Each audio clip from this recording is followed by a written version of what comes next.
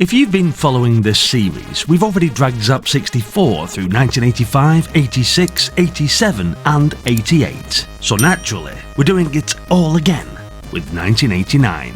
And Zzap was changing. The Amiga was now firmly part of the magazine. C64 and Amiga versions sometimes shared the same review, and both could receive their own overall percentage. The old separate 16-bit Sizzler wording had gone too. A Sizzler was now simply a Sizzler, whichever machine got it. And during the year, the magazine itself would get a makeover, complete with some increasingly wibbly-wobbly fonts that suggest somebody in the art department had discovered a few new buttons. Right then, 1989. January 1989.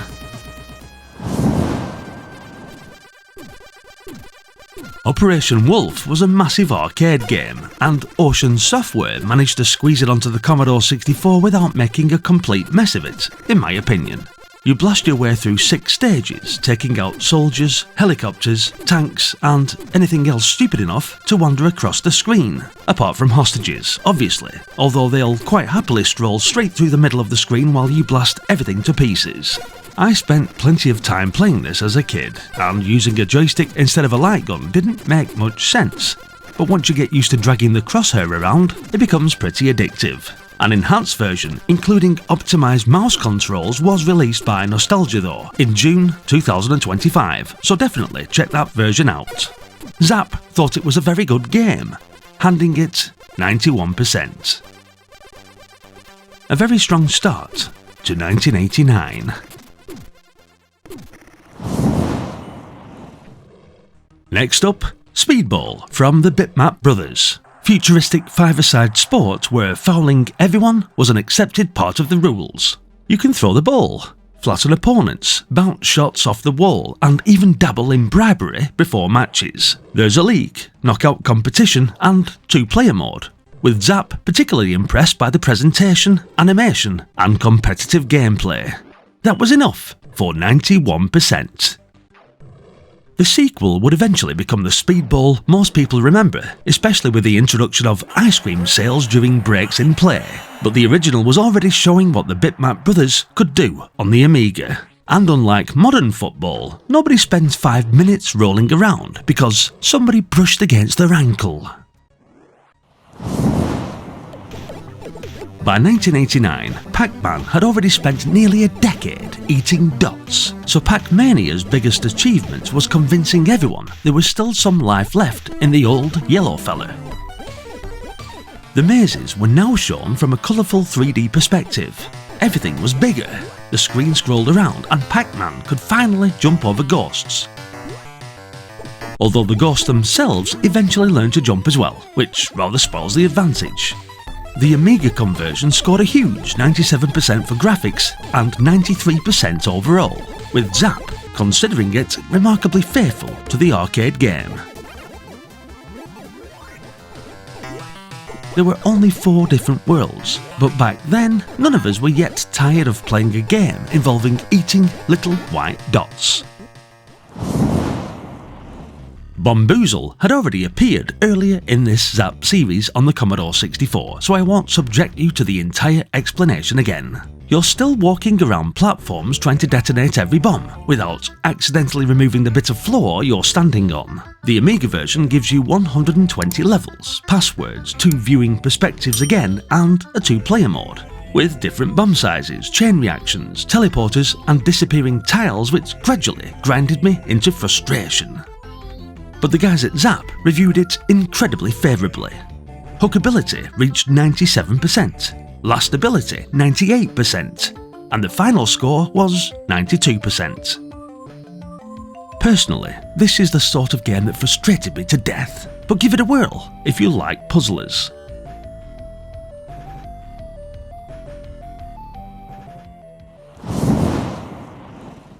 January finishes with Joan of Arc, although slightly confusingly, you don't actually play Joan herself.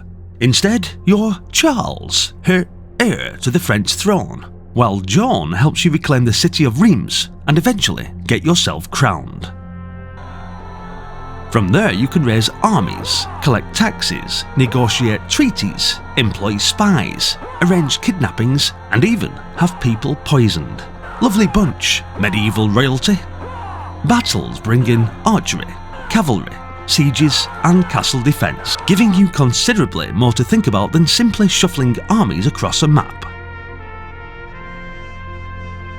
Zzap compared it favourably with Defender of the Crown and landed on 93%. Definitely an ambitious game to close the first month.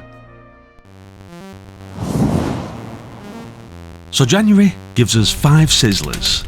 Operation Wolf scores 91% on the C64, while the Amiga gets Speedball at 91%, Pac-Mania at 93%, Bombuzal at 92%, and Joan of Arc at 93%. 4 Amiga awards against 1 for the C64 straight away. Not a bad start to 1989. February begins inside an Egyptian pyramid with Total Eclipse, Incentive's 3rd Freescape game and, according to what I was reading in the Zzap review, the best one yet. You've got just 2 hours to reach the shrine at the top of the pyramid and destroy it before an eclipse triggers the end of the world. Getting there means exploring a huge 3D maze, solving puzzles, dodging traps, watching your water supply and try not to become completely lost. Freescape type games were never lightning fast on the C64, but the atmosphere, exploration and puzzle design pushed Total Eclipse all the way to an excellent 94%.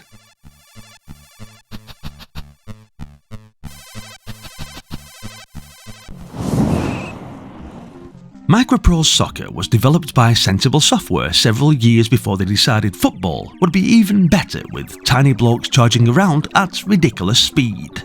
You get traditional 11-a-side football and an indoor 6-a-side version, along with leagues and tournaments capable of keeping track of up to 16 players. There are volleys, chips, overhead kicks and those wonderful banana shots, plus rain, lightning and slow-motion goal replays long before every goal needed examining from 17 camera angles. Am I the only one who gets annoyed when they show loads of replays, especially when playing against my brother on FIFA? Zzap still preferred Emlyn Hughes International Soccer overall, but called this the best overhead football game they'd seen, 90%. So which did you prefer back then, MicroProse Soccer or Emlyn Hughes? Ingrid's Back might sound familiar because we already covered the Amiga version in the 1988 video, where it scored 90%. 2 months later, the Commodore 64 version arrived and nicked an extra point. It's still Level 9's 3-part adventure about Ingrid Bottomlaw trying to stop property developer Jasper Quickbook flattening Little Morning. The cassette version is text only, while disc owners get artwork and the character interaction, puzzles and humour went down particularly well. Rather than explain the entire adventure again, let's just record a small victory for the Commodore 64, which got 91%. Elite on the Commodore Amiga. We've been here before, of course. The Commodore 64 version earned a gold medal and 97% all the way back in Zzap's very first issue back in 1985. Hopefully you've been following the series with me since that video was made. 4 years later, the Amiga conversion went one better. Trading, piracy, space combat and an enormous universe are still the attraction, but now everything moves faster, with smoother 3D graphics and various refinements to the original formula. Presentation reached 99%, lastability 96%, and overall landed an enormous 98% gold medal. People were already losing entire evenings to Elite, so when this faster version came along, it probably didn't improve matters. February adds another 3 Sizzlers and our first gold medal of the year. Total Eclipse takes 94%. MicroProse Soccer 90%. Ingrid's Back edges its earlier Amiga score with 91%. and Elite arrives on the Amiga with a massive 98%. The Amiga may have been getting more space, but the C64 certainly wasn't disappearing quietly. March is where Zzap's new look really arrives. The magazine had been redesigned, the reviews changed, and those wibbly-wobbly fonts were now out in force. Zzap also took the opportunity to explain its ratings again, including one important detail. Overall wasn't an average of the other scores. It was the reviewer's opinion of the complete game, and included value for money. Zzap even pointed out that something worthy of a Sizzler at £9.99 might not deserve one at £14.99. Keep that in mind when we get to some of those budget re-releases later.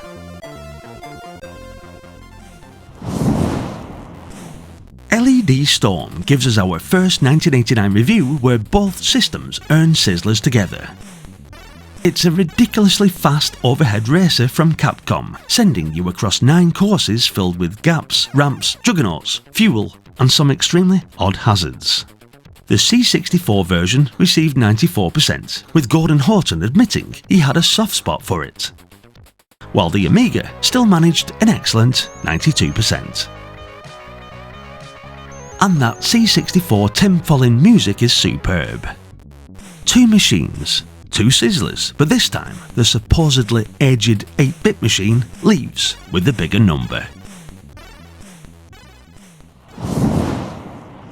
Rocket Ranger has been here before too. The Amiga version appeared in our 1988 video with 94%. And now the C64 conversion turns up and beats it by a point.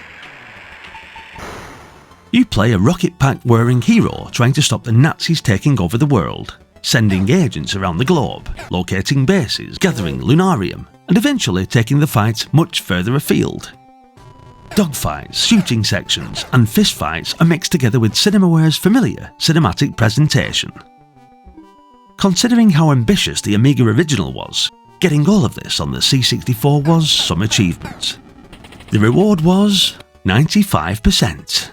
Amiga 94, C64 95. I'll take that.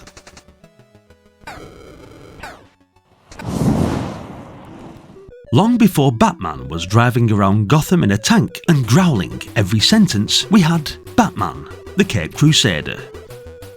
This is actually 2 adventures, one involving the Penguin and the other, the Joker. With Batman exploring locations, collecting objects, solving puzzles, and occasionally introducing someone to his fist. The clever bit was the presentation. Every location appears as another comic book panel layered over the previous one, giving the whole game a distinctive look even now. Zzap settled on 92%. I definitely remember this one, although I spent considerably more time wandering around, wondering what everything did than actually fighting crime. Did any of you finish both adventures back then without a walkthrough? Then we get Zamzara, and this wasn't some £15 blockbuster. It was a £2.99 racket release. You control a heavily armed alien trying to escape a laboratory complex before its self-destruct sequence goes off, with only 15 minutes to reach the rescue ship. There are enemies everywhere, several weapons to collect, and gene bottles offering huge points and eventually extra lives.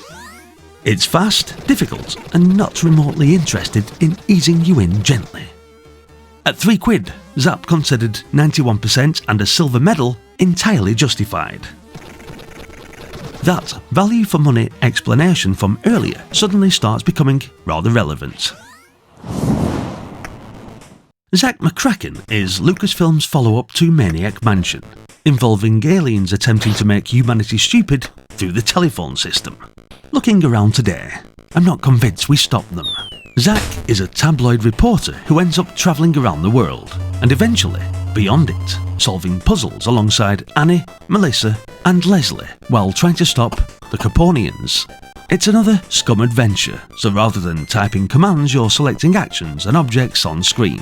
Both versions earn Sizzlers, but the C64 again takes the higher score.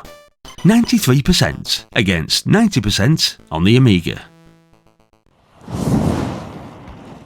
March finishes with TV sports football from Cinemaware, bringing American football to the Amiga with the presentation of a television broadcast. There are presenters, pre-match sequences, cutaways, half-time entertainment and cheerleaders alongside the actual job of selecting plays and trying to work out what everyone is doing. It's also a two-player game, which undoubtedly becomes more entertaining once both players understand the rules.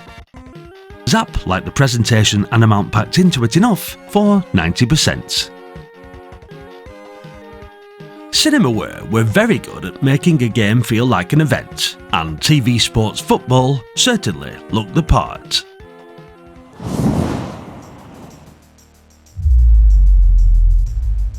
A busy March gave us 7 Sizzlers and 1 Silver Medal. LED Storm takes 94% on the Commodore 64 and 92% on the Amiga. Rocket Ranger hits 95%. Batman 92%. Zamzara collects a 91% Silver Medal. Zzap McKracken scores 93% and 90%. And TV Sports Football finishes on 90%. Quite a month for the supposedly older machine too.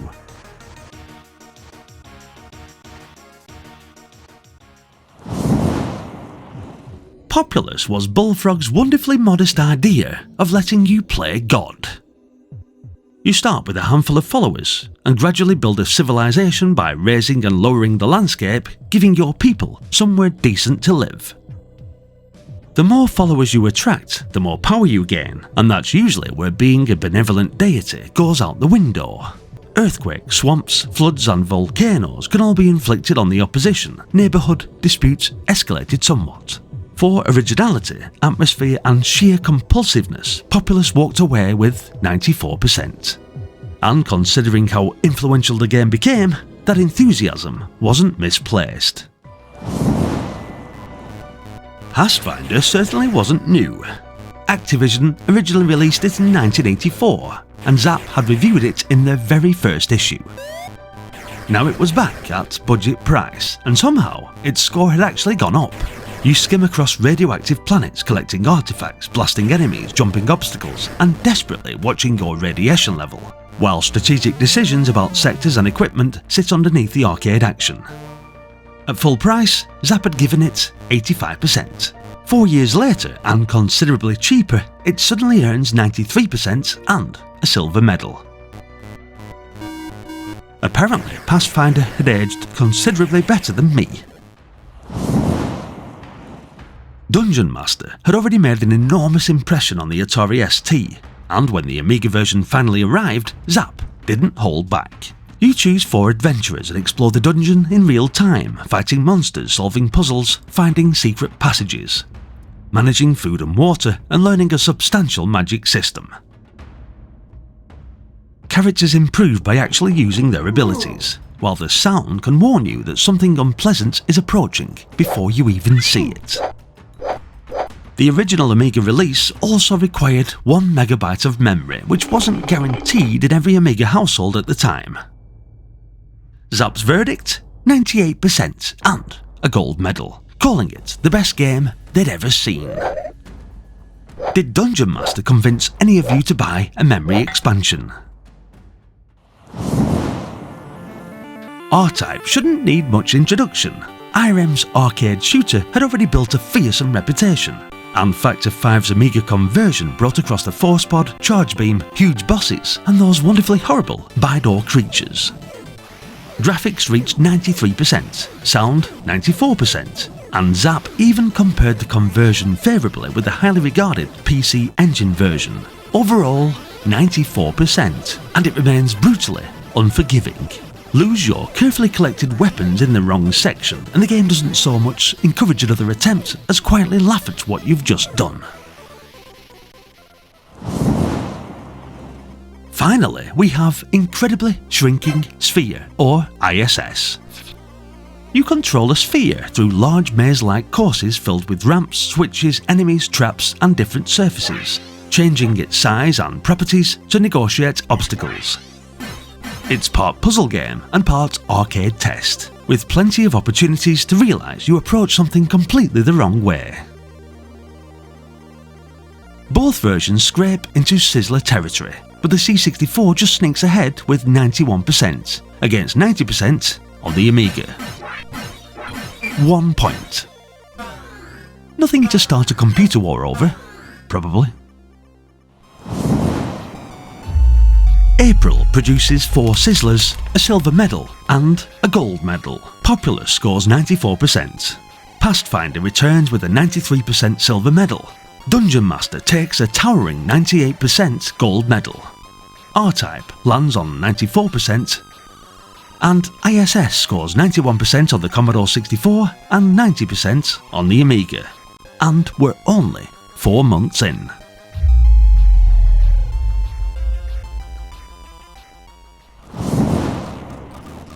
Renegade 3 sees our hero travelling through time to rescue his kidnapped girlfriend, which means punching his way through prehistoric caves, ancient Egypt, medieval castles and the future. It sounds wonderfully daft, and this time the familiar street brawling idea is stretching into something much stranger, with flying kicks, ladders, platforms, and enemies ranging from cavemen to robots. Colourful graphics, decent animation and plenty of variety pushed it just over the line at 90%. Calling it the final chapter was probably sensible. There are only so many centuries one bloke can kick his way through.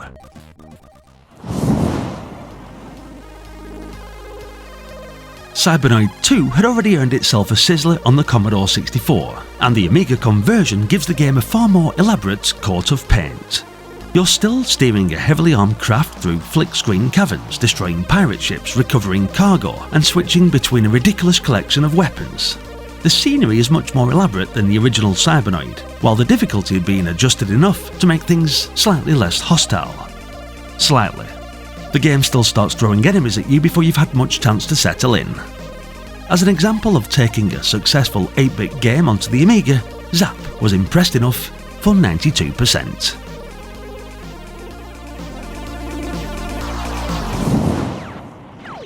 Voyager puts you on Triton in a heavily armed skimmer with the small matter of wiping out an alien occupation. The view combines fast 3D combat with strategic planning, while different weapons, shields and equipment become available as you make progress. There's considerably more to think about than the first few minutes suggest, yet the controls remain manageable enough that you're not spending half the game wrestling with the manual. Zzap called Voyager one of the best 16-bit games they'd seen at the time. That translated into 94%. Quite a compliment in a magazine that was becoming increasingly crowded with Amiga releases. Silkworm gives us another shared review, and both versions come away with a Sizzler. One player controls a helicopter, while the other drives a heavily armed jeep, blasting through aircraft, tanks and ground defences. The jeep can jump, while the helicopter gets the freedom of the sky. So 2 vehicles can genuinely play differently. It's at its best with 2 players, especially once both of you start blaming the other for whatever just killed you. The C64 earns 91%, the Amiga 92%. Which did you always choose, helicopter or jeep? Serve the public trust. Protect the innocent. Uphold the law. Ocean's RoboCop had already become a huge success on the Commodore 64, and the Amiga version follows the same mixture of shooting, punching, and target identification sections. It opens with digitised material from the film before sending RoboCop through Detroit, slowly marching into gunfire while criminals repeatedly make the mistake of assuming another bullet will somehow solve the problem. The Amiga handles the arcade look nicely, including the large characters and digitised faces during the photo fit sequence. The mixture of arcade action and other sections earned it 92%. It isn't a completely faithful arcade conversion, but it certainly feels like RoboCop. War in the Middle-earth turns Tolkien's story into a mixture of strategy, adventure and arcade-style battles. You begin with Frodo and the Ring, but soon find yourself directing members of the Fellowship, moving armies and trying to keep track of events happening across Middle-earth. Small decisions can have sizable consequences. Miss an important meeting, leave somebody behind, or wander into the wrong battle, and the quest can start going very badly indeed. even wounded characters visibly limp on the animated screens, which is a lovely little detail. Maybe less lovely for whoever still has to walk to Mordor. 93% was the final verdict. May finishes with Heavy Metal Paradroid, a budget re-release of Andrew Braybrook's C64 classic. You still board spaceships as the weak 001 influence device and take control of stronger robots through that famous circuit board transfer game. This edition uses the faster Competition Edition code and replaces the original look with chunkier metallic graphics inspired by Morpheus. Zzap considered it the best version yet, and at £2.99 it received an enormous 97% silver medal. Paradroid was already one of the finest games on the C64. Making it faster, changing the graphics and then selling it for £3 was almost showing off. May actually gives us 7 Sizzlers and 1 silver medal. Renegade 3 takes 90%, Cybernoid 2 92%, Voyager 94%, Silkworm scores 91% on the Commodore 64 and 92% on the Amiga, RoboCop gets 92%, War in Middle-earth 93%, and Heavy Metal Paradroid finishes with a huge 97% silver medal. Plenty of awards to add to the pile. June brings us to Zzap, issue 50. 50 issues of Sizzlers, gold medals, arguments over percentages, and Ollie Frey covers that you weren't going to mistake for the gardening magazines. Hello there. And the anniversary issue wasn't short of awards. Speedball appeared back in January when the Amiga version scored 91%, so there's no point explaining futuristic violence disguised as sport all over again. The C64 conversion retains the speed, tackles, league and cup competitions, and most importantly, the 2-player mode. It obviously can't match the Amiga's visual polish, but the playability survived remarkably well, helped by some excellent David Whittaker music.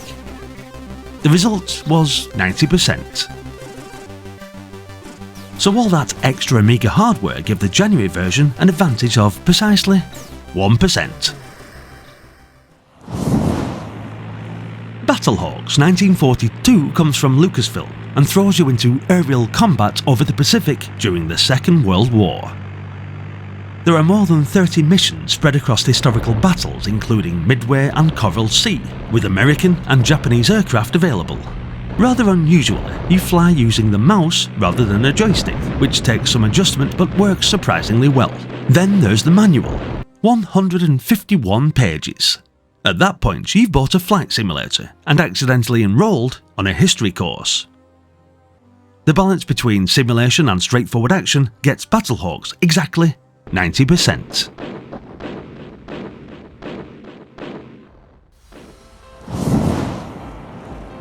Powerdrome takes racing, removes the wheels and puts you inside a ridiculously fast anti-gravity craft.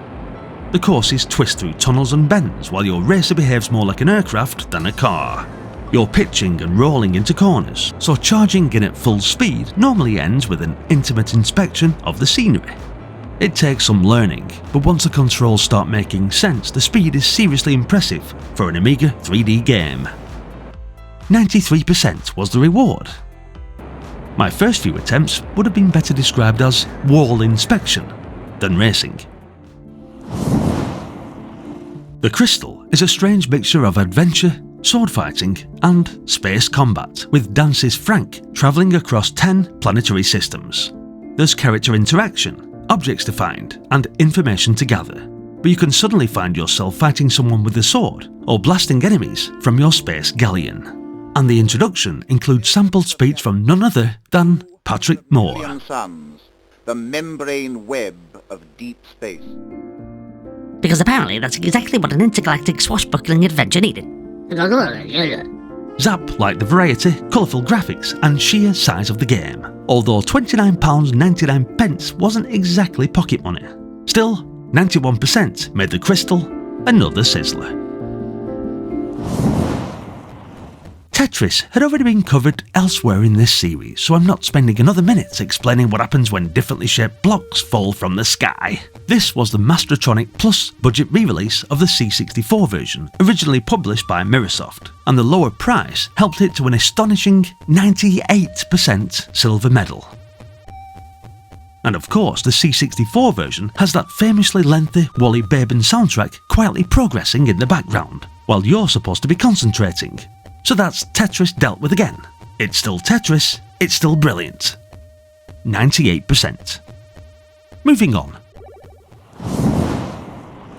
Another veteran returns next with Manic Miner, dating back to 1983. Mastertronic's Mad label brought the C64 version back for £2.99. And 6 years after its original release, Zzap decided it deserved 95% and a silver medal.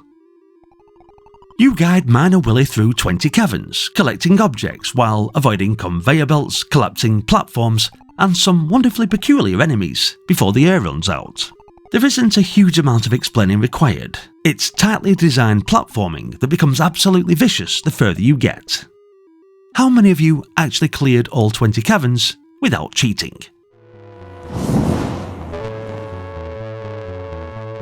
Forgotten Worlds gives us another direct comparison between the machines, and both versions do extremely well. 1 or 2 players fly around blasting everything in sight, collecting money and spending it in shops on increasingly excessive weapons and upgrades. Arc Developments handled the conversions, and Zzap was amazed by how much of Capcom's arcade game had survived. The C64 scores 93%, with graphics reaching 95%. The Amiga goes even further, with 98% for graphics and 97% overall, earning a gold medal. Oddly, both received just 69% for last ability, because there were only 6 levels, so the basic verdict was absolutely brilliant, could have done with a bit more of it. June finishes with Kickoff. Football games had been around for years, but Dino Dini's approach was different, because the ball wasn't glued to your player's feet.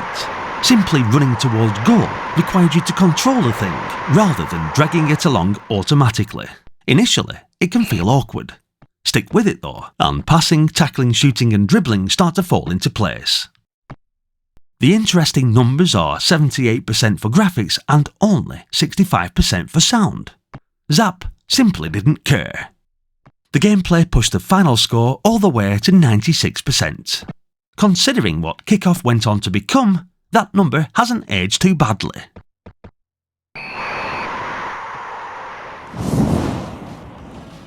Issue 50 gives us 6 Sizzlers, 2 silver medals and a gold medal. Speedball gets 90%. Battlehawks 1942 also 90%. Paradroid 93%. The Crystal 91%. Tetris returns with 98%. Manic Miner gets 95%. Forgotten Worlds scores 93% on the Commodore 64 and 97% on the Amiga. And Kickoff finishes on 96%. Half the year gone already. July arrives after another big change behind the scenes. Gordon Horton, Katie Hamza and Math Evans had all departed after issue 50, meaning Zzap had barely finished redesigning itself before the reviewing team changed as well. We've also got the busiest month of the year to get through, so let's not hang around. Phobia comes from Anthony Crowther and takes the horizontal shooter into some very strange territory. Each planet is based around a different fear, so rather than endless generic spaceships, you're dealing with oversized insects, disembodied eyes, spiders, and various other unpleasant things. Your ship can collect weapons and shields, while huge guardians wait at the end of each section. The unusual theme, varied graphics and frantic shooting earned 92%. It's not replacing Armalite at the top of my personal C64 shooter pile, but there is something wonderfully odd about crossing the galaxy, shooting people's nightmares.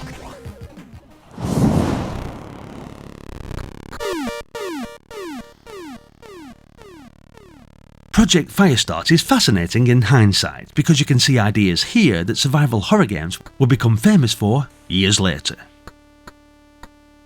You arrive aboard the research ship Prometheus and discover that an experiment involving genetically engineered workers had gone badly wrong. Rather than simply throwing endless targets at you though, there's exploration, computer terminals, limited ammunition, corpses scattered around the ship, and some genuinely unsettling moments. There's even multiple endings depending on what you accomplish.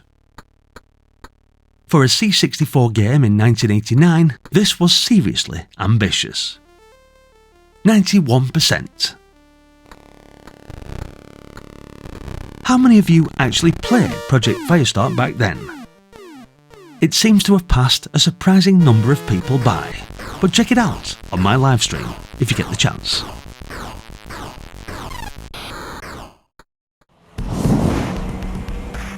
Test Drive 2 gives you the kind of decision very few of us were facing in 1989, Ferrari F40 or Porsche 959. You race along public roads against the computer or the clock, dealing with traffic, police and the occasional unfortunate departure from the side of a mountain. The Amiga version runs smoothly, looks the part and gives a good impression of travelling at a thoroughly irresponsible speed. It earns 90%. The C64 version was reviewed alongside it and managed only 77%. That's quite a gap. Not every C64 versus Amiga contest was going to be close. Storm Across Europe is for anyone who looked at a quick arcade game and thought, no thanks, I'd rather manage the entire Second World War. This SSI strategy game covers Europe from 1939 onwards, with military production, diplomacy, research, weather and armies spread across the continent. Up to 3 people can take part, controlling the Axis, Western Allies and Soviet Union, so a single game can become a substantial commitment. Zzap's strategy man, Robin Hogg, was enormously impressed. 94%. Definitely not something you load for 10 minutes before tea. Archipelagos is considerably harder to explain. You wander around strange computer-generated 3D islands, destroying obelisks, before taking out the main monolith, while the landscape gradually becomes more threatening. Lost souls, creatures and necromancers roam around, but atmosphere is really the star. Zzap compared the eerie feeling favourably with the Sentinel and settled on 90%. And there's certainly enough of it. 9,999 levels. So anyone complaining about a lack of longevity can probably sit this one out. Blood Money comes from DMA Design and gives us another shooter, albeit a very attractive one. You choose between different worlds and vehicles before flying, swimming or driving through detailed landscapes, destroying enemies and collecting the money they leave behind. That cash can then be spent on weapons, extra lives and other upgrades. There's also simultaneous 2-player action, which means 2 people racing towards the same coins while insisting they're cooperating. Presentation gets 96%, sound 95% and the overall score reaches 94%. An early indication of just how talented DMA Design already were. Millennium 2.2 begins after Earth had suffered the slight inconvenience of being hit by a colossal asteroid. Humanity survives on the Moon, leaving you in charge of trying to put civilization back together. That involves researching technology, mining resources around the solar system, constructing spacecraft, establishing colonies, and eventually attempting to make Earth habitable again. The inhabitants of Mars aren't especially keen on your plans either. It's far more about management and decision making than flashy action, but Zzap found it absorbing enough for 90%. Somewhere in the interface I would still be looking for Undo Asteroid. Federation of Free Traders, or FOFT, inevitably invites comparisons with Elite. You're flying around a huge universe, trading goods, exploring planets, accepting missions and gradually improving your ship. But FOFT pushes further in several areas, including planetary flight, millions of locations, and even a built-in programming language called Simple that can automate certain ship functions. Zzap didn't merely like it, they handed over a 96% gold medal, and actually declared it better than Elite in all respects. That's quite a statement from the same magazine that had been worshipping Elite since issue 1. Feel free to argue amongst yourselves. July finishes with Wicked, a game that looks as though somebody turned a heavy metal album cover into a strategy game. You control a ring of fire, fighting against evil forces spreading across Zodiac-themed battlefields. Good and evil spores spread from portals, and your job is to encourage the good side, while wiping out the bad before darkness takes over. A day-night cycle changes the balance as you play, adding another layer to an already peculiar idea. Wicked is strange, slightly sinister, and not easily confused with anything else we've covered. 92% closes a very busy month. July gives us 8 Sizzlers and 1 gold medal.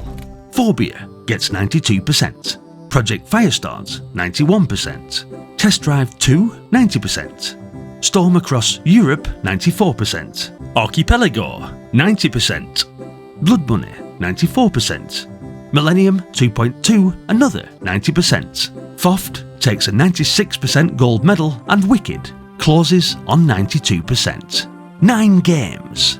That was enough July. After July's pile-up, August gives us a little more room to breathe.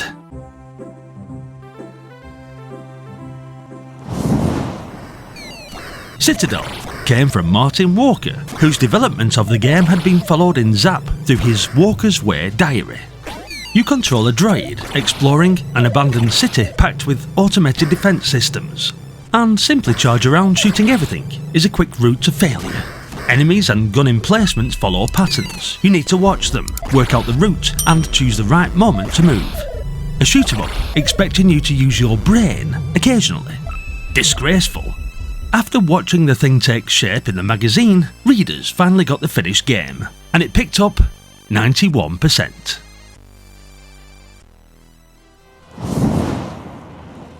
Astaroth sends Ozymandias down into the catacombs to confront the Angel of Death. Getting anywhere near the final battle requires collecting 9 mind powers, including abilities such as telekinesis and levitation, while 3 major guardians stand in your way. Visually, it's dark, detailed, and packed with some wonderfully unpleasant creatures, with Jochen Hippel providing the music. Zzap put it on 90%. Although several contemporary magazines were noticeably less enthusiastic. So this might be one of those Sizzlers where your own memories count for rather more.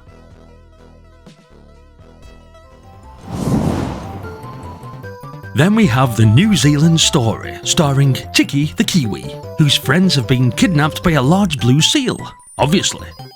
Armed initially with a bow and arrow, you work through 20 stages rescuing your feathered mates, stealing balloons, and other flying contraptions from enemies, and picking up stronger weapons along the way. It looks ridiculously cute, right up until the difficulty starts kicking your backside. The colourful graphics, animation, and faithfulness to Tato's arcade game earn 90%. Cute kiwi, fruit, cheerful music, absolutely merciless. Just 3 Sizzlers this time. Citadel leads the C64 with 91%, while Astaroth and the New Zealand story both take 90% on the Amiga. A shorter month, but 3 very different games, and a chance for everybody to recover after July. The New Zealand story returns almost immediately. After the Amiga scored 90% in August, now it's the C64's turn. Tiki is still rescuing kidnapped Kiwis, stealing airborne transport from enemies, and dealing with a game that looks considerably friendlier than it behaves. The remarkable thing is just how much of the arcade game's colourful character survived the conversion, and Zzap actually preferred it. 93% for the C64, 3 points above the Amiga. That's an impressive conversion, whichever machine you prefer.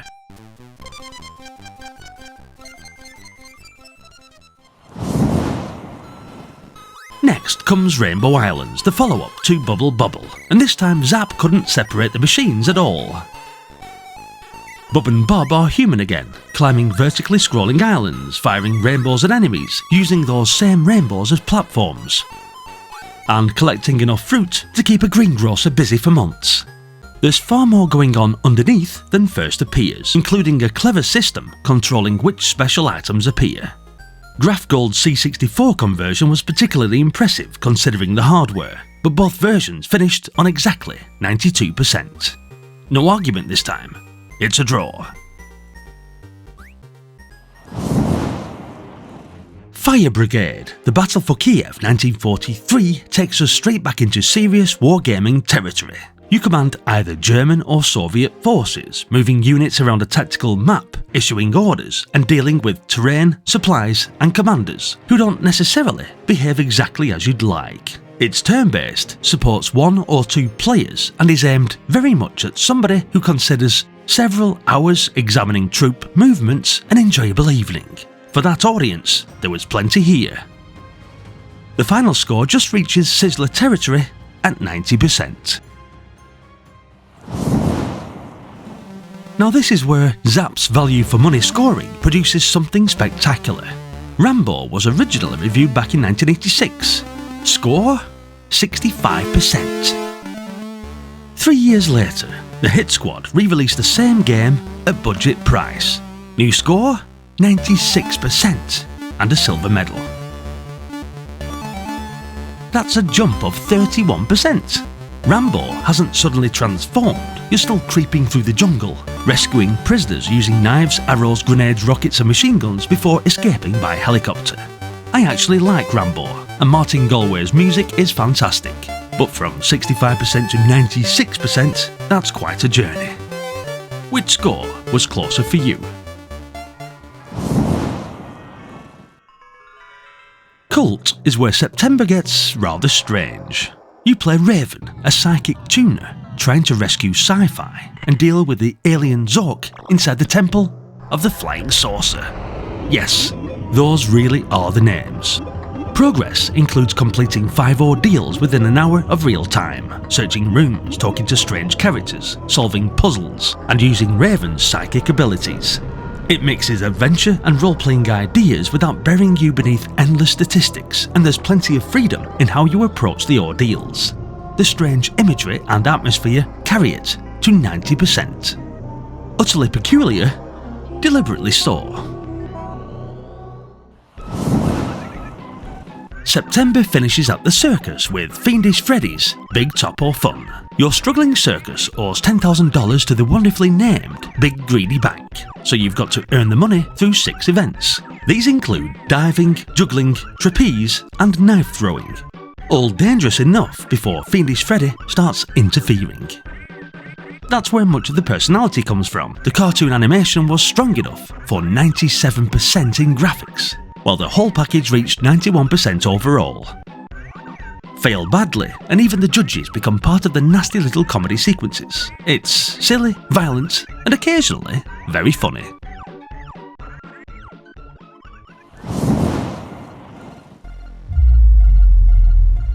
September gives us 6 games and 7 awards. The New Zealand story takes 93% on the C64. Rainbow Islands draws at 92% on both machines. Fire Brigade gets 90%. Rambo somehow leaps from its old 65% to a 96% silver medal. Cult gets 90%. And Fiendish Freddy finishes on 91%.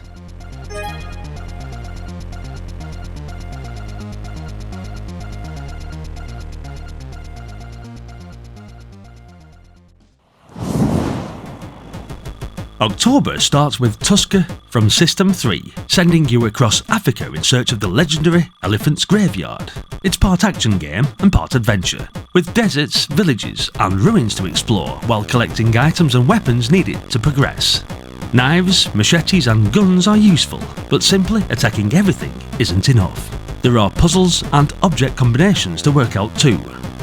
I've always found Tusker memorable, although it can also leave you staring at the screen, wondering what you're expected to do with whatever you've just picked up.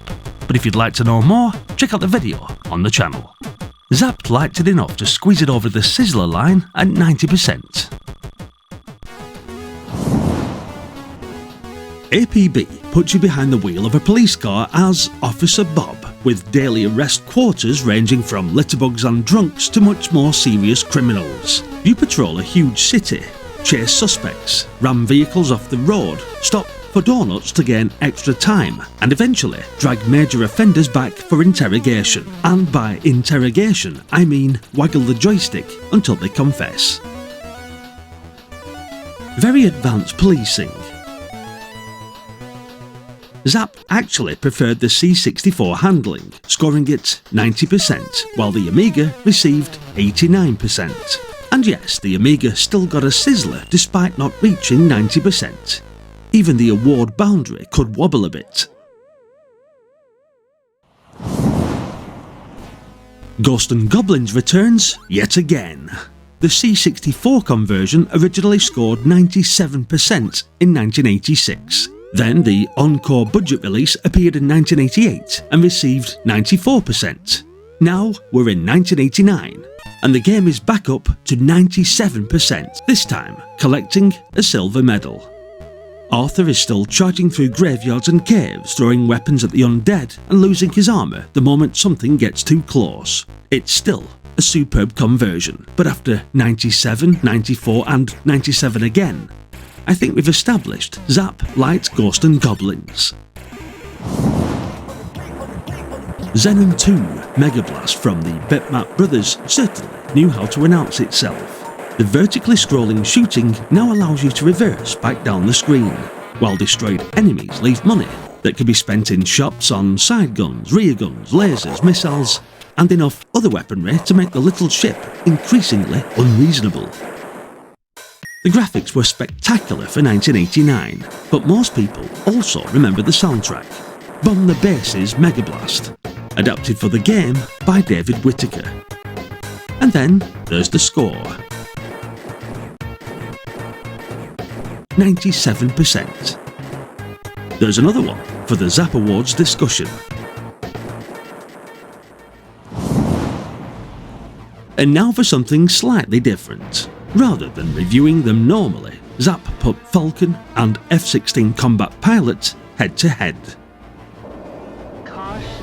Falcon had the more polished graphics and several skill levels, making it fairly approachable, even if you weren't already spending weekends memorising aircraft manuals. F-16 Combat Pilot sacrificed some of that visual polish for depth, including training missions, route planning, and the ability to coordinate several other aircraft. Zzap's conclusion was unusual.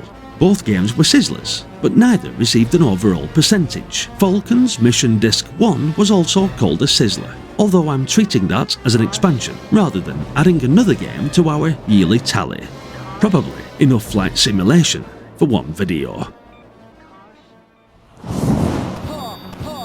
October finishes with Capcom's Strider. You play Hiryu, an acrobatic futuristic ninja armed with a plasma sword, running, jumping and climbing through stages packed with soldiers, robots and enormous bosses.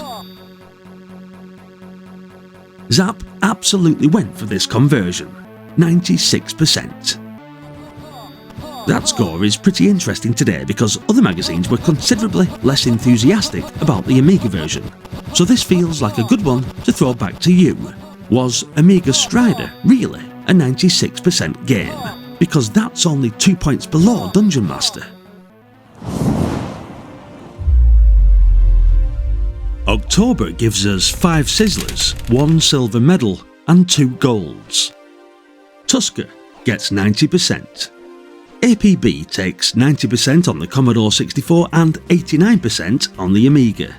Ghosts and Goblins returns with a 97% silver medal. Xenon 2 gets 97%. Both Falcon and F-16 Combat Pilot earn Sizzlers without overall percentages. and Strider closes on 96%. Plenty there for the comments section. November is heavily weighted towards the Commodore 64, something Zzap itself was rather pleased about. Not bad for a computer people had already spent several years predicting the death of.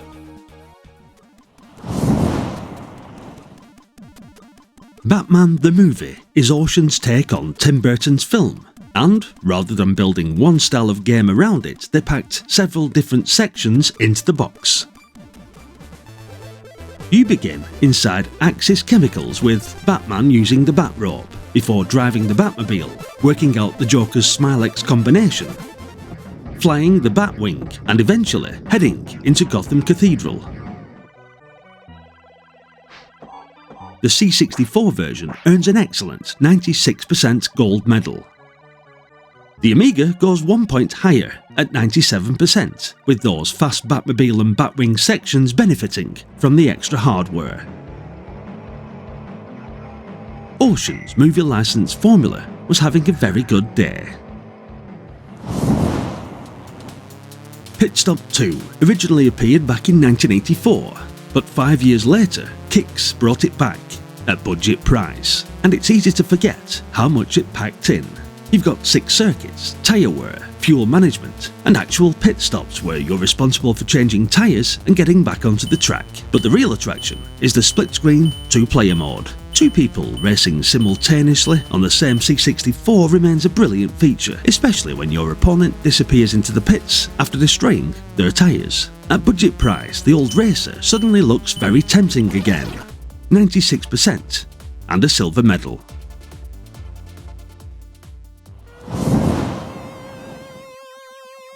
Whizball hardly needs introducing because we've already covered it in the 1987 video. Now the Hit Squad had re-released it at budget price, and Zzap responded with 97% and a silver medal. The worlds are still drained of colour. Wiz and Catalite still need to collect coloured droplets, and Martin Galway's soundtrack remains one of the C64's finest. It's also still gloriously strange. A wizard bouncing around inside a ball with a cat while restoring colour to the universe shouldn't really need further explanation. At budget price, this was an absolute gem. Power Drift should probably have been impossible on the C64. The Sega arcade machine was throwing huge rollercoaster-style tracks around at serious speed, and Chris Butler somehow had to convince a C64 computer to do something recognisably similar. Rather than chasing a pixel-perfect conversion, he concentrated on recreating the speed and racing. And amazingly, all 25 tracks were squeezed into a single load. As a technical achievement alone, it's remarkable, but it also plays extremely well. Zzap handed over 94%. Do you think that was deserved, or were they getting a little carried away by the conversion itself? November finishes with another Ocean film license, the Untouchables. And once again, they didn't settle for one type of game. Across 6 sections you get warehouse shootouts, sniping, an alleyway battle, the famous railway station sequence with the runaway pram, and eventually the rooftop confrontation. It's Ocean taking major moments from the film and converting each into a different arcade section. The variety, graphics and presentation push it all the way to a 96% gold medal. It can be brutally difficult in places, especially that railway station, but there's a lot packed into it. Between this and Batman, Ocean had an excellent month.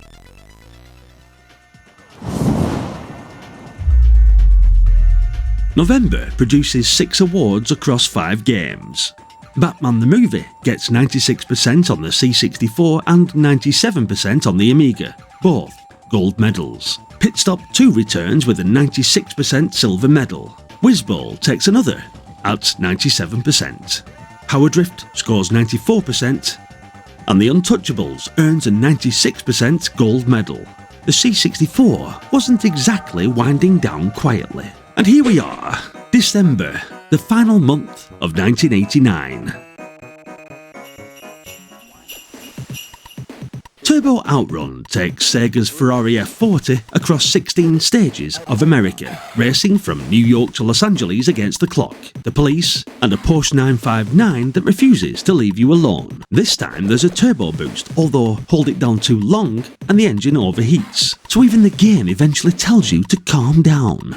Every 4 stages you can upgrade the car, while the weather and scenery change along the route. The C64 conversion moves at an impressive pace, and your Intel supplies another cracking soundtrack. 97%, and a gold medal.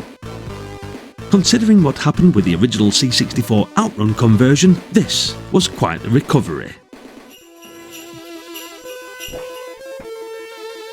System 3's Myth sends an ordinary bloke through Greek, Norse and Egyptian mythology, before the final confrontation with Damaron, the Dark Angel of Time. It's a mixture of platforming, combat and puzzles, with different enemies requiring different approaches rather than simply hitting everything until it falls over. 1 minute you're dealing with skeletons and Medusa, later you've got Vikings, Thor and Egyptian nasties joining in. The graphics are superb, the animation has loads of character, and the whole game feels seriously ambitious for the Commodore 64. 94%. System 3 certainly knew how to make the machine look superb. North and South takes the American Civil War and somehow turns it into one of the most cheerful looking strategy games you'll ever see. Based on the French-Belgian comic series Les Tuniques Bleues, you move armies across a map, capture territories and railways, earn money and attempt to wipe out the opposition. When armies meet, things switch into arcade action with infantry, cavalry and cannons. There are fort attacks and train robberies as well, and 2-player mode gives you somebody else to blame. Compared with some of the heavyweight war games we've covered, this is far easier to get into. 90%. Civil War has really looked so jolly. Then comes Jeff Cramman's Stunt Car Racer, and both machines earn a Sizzler. These aren't normal circuits, they're huge elevated tracks filled with ramps, jumps and drops, and falling off means watching your car plummet while knowing perfectly well it was your fault. Damage matters too, so hammering the boost and landing badly will eventually wreck the car. The Amiga has filled 3D graphics and even supports linked computer multiplayer, but remarkably, Zzap preferred the Commodore 64 version.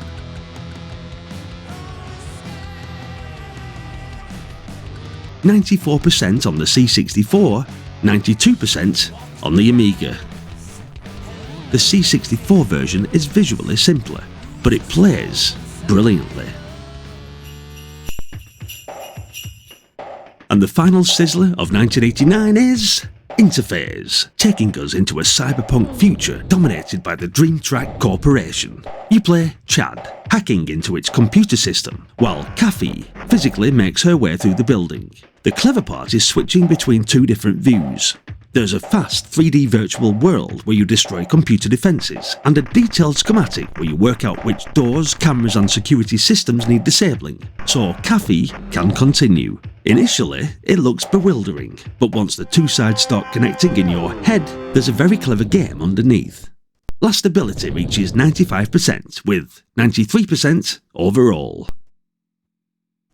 A suitably unusual game to end the year. December finishes with 5 games and 6 awards. Turbo Outrun takes a 97% gold medal. Myth gets 94%. North and South, 90%. Stunt Car Racer scores 94% on the Commodore 64 and 92% on the Amiga, and Interface closes 1989 with 93%. And that's it. 12 months done. And that brings us to the end of Zzap 64 in 1989, a year in which the Amiga became a much bigger part of the magazine. C64 and Amiga versions increasingly appear together. The review pages got a makeover, and the old machine still stubbornly refused to go anywhere. Across the games we've covered, we end up with 79 awards, 62 Sizzlers, 9 silver medals, 8 gold medals, and there have been some enormous scores along the way. We've seen major new releases, old favourites given another lease of life at budget price, games where the C64 unexpectedly outscored the Amiga, and a few ratings that require a little more faith than others. So now it's over to you. Which 1989 award do you agree with the most, and which score do you think Zzap got completely wrong? Let me know in the comments, because I'll be interested to see which ones caused the biggest arguments. And if you've enjoyed this trip through 1989, please give the video a like, leave a comment, and share it around. These Zzap videos take a ridiculous amount of work to put together, and the support tells me whether you actually want me to keep digging through another year of magazines. And remember, I've already covered 1985, 1986, 1987 and 1988. So if you've missed any of those, there's quite a few hours of Commodore nostalgia waiting for you on the channel. Subscribe if you haven't already, and perhaps we'll eventually have to face the frightening prospect of 1990. Until the next one, thanks for watching, stay retro, and stay cheeky. Bye for now.